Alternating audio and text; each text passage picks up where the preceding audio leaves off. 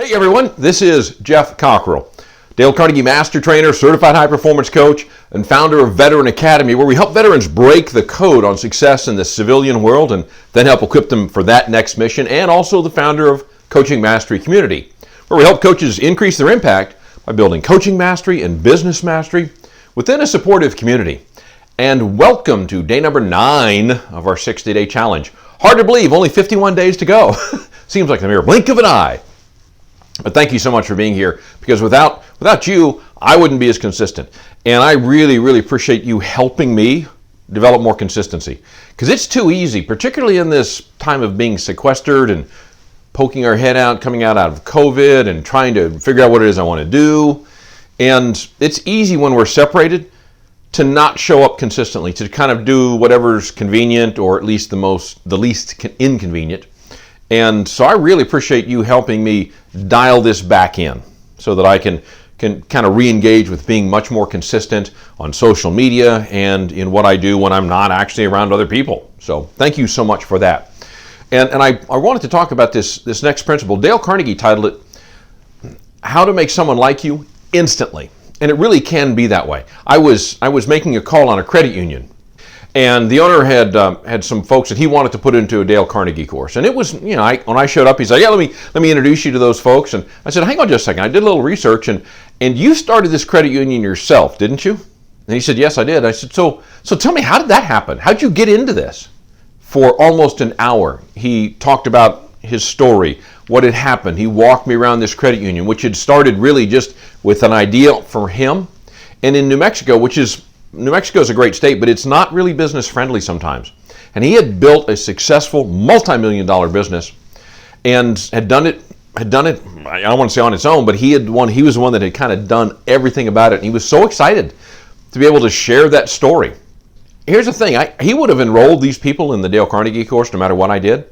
When we were done, he's like, okay, let me introduce you to him. Let me just go take, and he went around, introduced me to each of the individuals who's going to be enrolled in the course, and basically said, I really want you to do this. I mean, it wasn't forced on them, but it was different. I didn't have to go and sell them. And the point was, I was not expecting that. I was just interested. I was just interested in what he was going to, what he had done, how he had gotten there.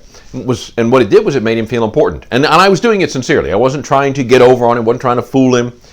And that's one of the things Dale Carnegie talks about with these principles. They're really about a way of life.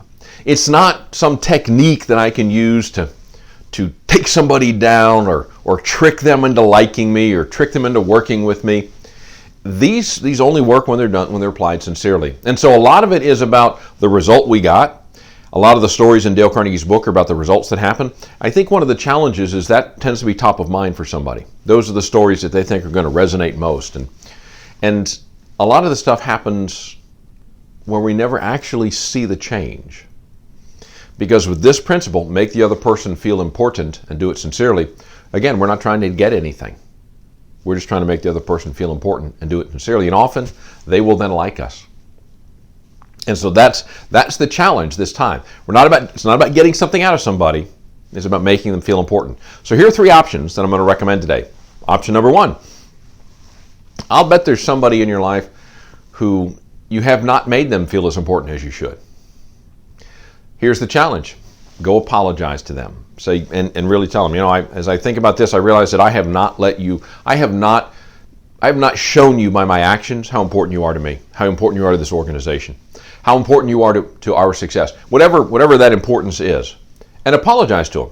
And just tell them, I'm sorry about this, and I will try to do better in the future. That's it. You don't have to justify it. Just, hey, listen, I was looking at this and realized that I have not done this, and I am sorry. I'm going to try to be better in the future.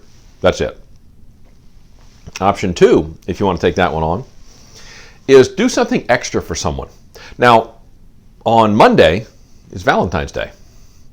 And so we're expected to send a Valentine's Day card or flowers. What else can you do? What else can you do for someone to show them how important they are? Maybe there's somebody at work, maybe there's somebody at home that maybe a Valentine's gift is not appropriate, but we could actually demonstrate to them that they're important to us. Maybe take one of your kids out for breakfast, just the 2 of you, and just have a conversation. Focus on them. And finally, find somebody and tell them specifically why they're important. Why they're important to you, why they're important to the success of the organization, why they matter as an individual. Not to get anything out of them, not to then say, oh, and by the way, I need you to do this, something else. Just have that conversation with them, even if it's only 3 or 4 minutes.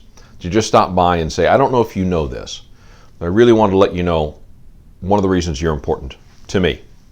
And try that, see what happens.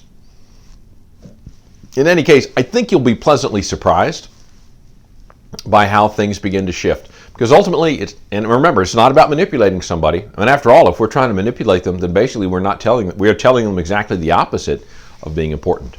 So give that a shot. I'll look forward to talking to you tomorrow. In the meantime, folks, have a great day and knock 'em alive.